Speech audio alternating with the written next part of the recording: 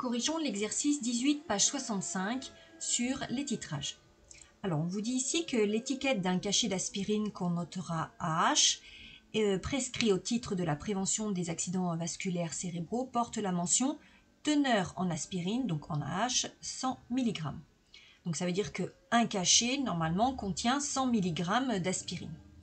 En pharmacie, le contrôle de qualité est considéré comme satisfaisant si l'écart relatif entre la grandeur de référence indiquée par le fabricant, donc ici cette teneur, et la masse, et la même grandeur déterminée expérimentalement est inférieure à 1%. Ok. Donc, nous allons en fait chercher à doser l'aspirine qu'il y a dans un cachet pour vérifier si donc on obtient bien cette valeur-là. Alors, titrage d'un cachet d'aspirine. La solution S est obtenue en dissolvant un cachet d'aspirine dans une fiole jaugée de 500 ml. Le titrage d'un volume VA de cette solution S par une solution aqueuse d'hydroxyde de sodium, telle que on vous donne la concentration donc en ion HO-, est suivi par pH métrie et permet de tracer donc le graphe ci-dessous. Donc ici, on visualise le suivi pH métrique donc du dosage et on vous a représenté la dérivée de cette courbe par rapport au volume de base versé. On observe un pic ici correspondant ici à 11 ml pour le volume de base versé. Alors on vous demande si le cachet d'aspirine satisfait au contrôle de qualité. Ça veut dire que est-ce qu'on retrouve bien ces 100 mg à 1% près. Voilà, c'est ce qu'on cherche à obtenir. Donc, ce qui est important ici, c'est ce qu'on appelle la solution S. Donc, on vous dit la solution S est obtenue en dissolvant un cachet dans 100 ml d'eau. Donc, on va le noter. La solution S, c'est un cachet plus de l'eau, tel que j'en ai 500 ml. Bien, alors, c'est un dosage, donc à chaque fois, qu'est-ce qu'il faut faire? Eh bien, la représentation schématique de ce dosage. Et c'est un dosage pH métrique. Donc, on y va. Une fois que nous avons écrit ceci, eh bien, on complète pour savoir qu'est-ce qu'on a mis comme espèce chimique donc dans la burette et dans la solution. Et on indique également toutes les données que l'on a à notre disposition en n'oubliant pas les unités.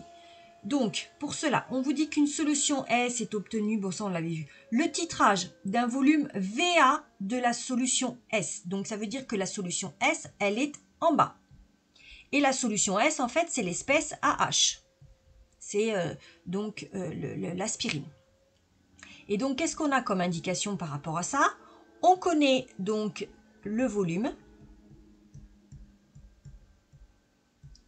Par contre, on ne connaît pas donc la concentration dans cette solution S, puisque justement, c'est ce que l'on cherche à obtenir. Et ça a été dosé par quoi? Donc, comment on sait ici que c'est dans la solution? Parce qu'on vous dit que le titrage d'un volume par la solution aqueuse d'hydroxyde de sodium. Le fait qu'il y ait le par la solution, ça veut dire que dans la burette, eh bien, c'est la solution d'hydroxyde de sodium. Donc, j'écris la formule de l'hydroxyde de sodium. Et j'écris toutes les données que je connais par rapport à ça. Donc, ici, je connais la concentration en HO- dans cette solution. Et il faudra que je détermine le volume versé à l'équivalence. Alors pour cela, je vais faire une lecture directement de mon graphique. Donc ici, je regarde au niveau du pic le volume que j'obtiens ici. Si je compte les graduations, bien ça me fait 11 ml. Alors pourquoi j'écris 11,0 et pas 11? Parce que vous voyez qu'on me donne ici les volumes au dixième de millilitre près. Alors, j'explique ici comment j'ai obtenu cette valeur.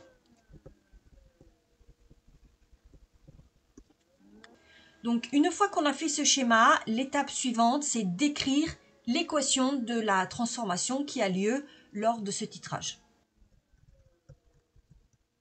Alors, je n'ai pas mentionné ici les données qui sont donc dans l'exercice donc numéro 18, page 65, parce que j'avais pas la place. Au niveau des données, vous aviez la masse molaire de l'aspirine, ainsi que les couples acide-base AHA- et H2O HO-. Donc en effet, je vais réécrire ces couples.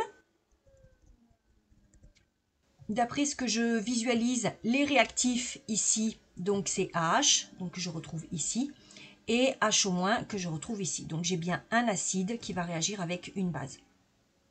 Et donc l'équation va s'écrire. Donc rappelez-vous, n'hésitez pas à souligner les réactifs que vous devez donc retrouver dans la partie gauche ici de l'équation. N'oubliez pas d'écrire une flèche donc pleine et pas une double flèche, puisque rappelez-vous, lors d'un titrage, la réaction doit être totale. Rapide et spécifique, mais totale. Bien, une fois que nous avons fait ça, eh bien, on va exploiter le titrage en écrivant que à l'équivalence, parce que j'ai les données par rapport à l'équivalence, eh bien, les réactifs ont été introduits dans les proportions stoichiométriques. Donc, c'est ce que nous allons écrire maintenant.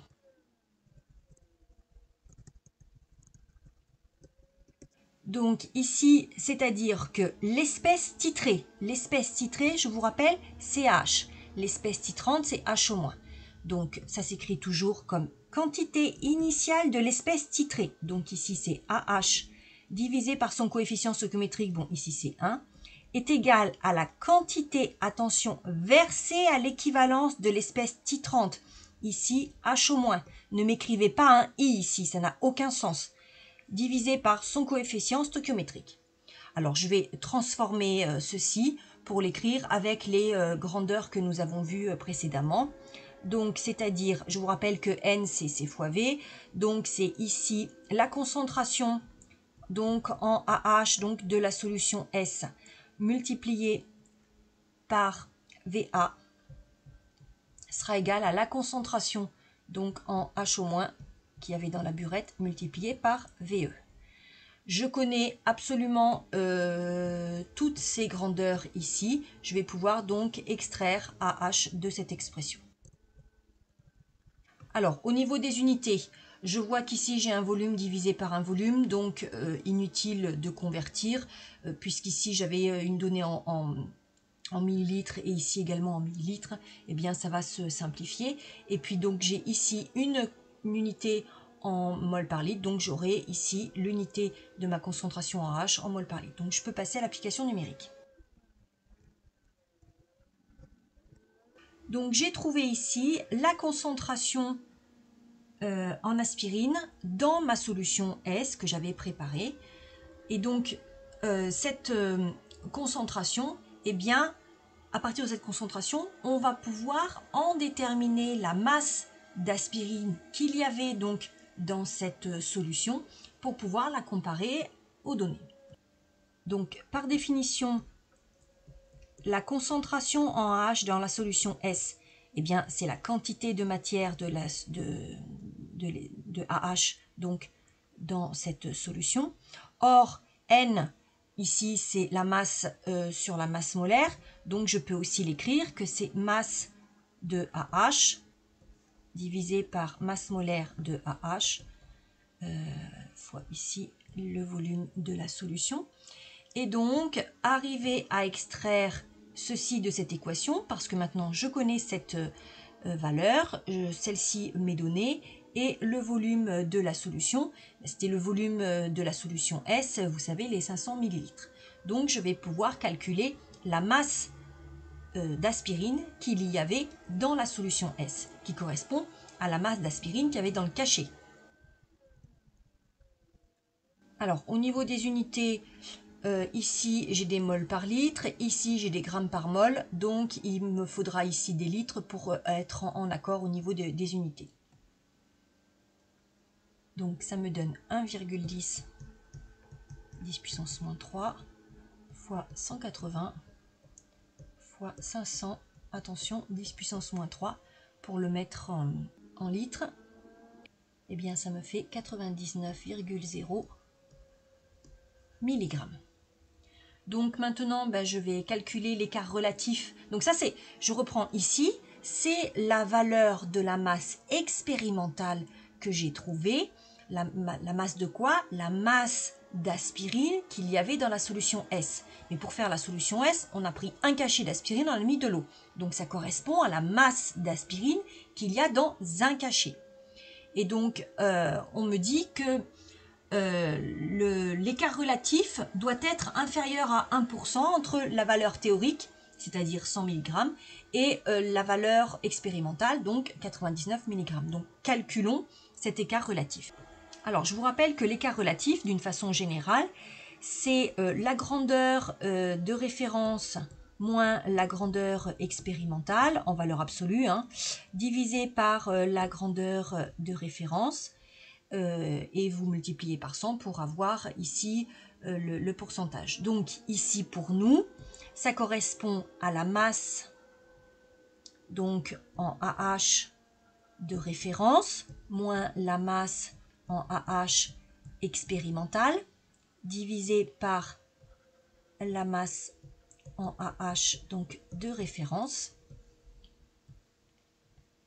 Alors c'était, je vais tout mettre en milligrammes parce que ainsi j'aurai des milligrammes moins des milligrammes, donc ça me fait ici des milligrammes divisé par des milligrammes, donc c'est cohérent. Donc ici j'ai 100 moins 99 divisé par 100, ce qui fait 0,01, c'est-à-dire encore 1%.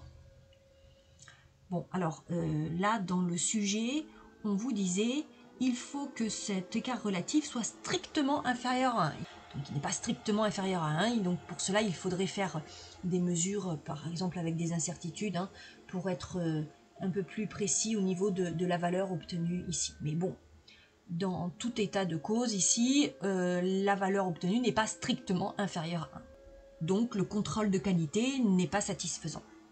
Voilà ce que vous pourriez écrire en conclusion.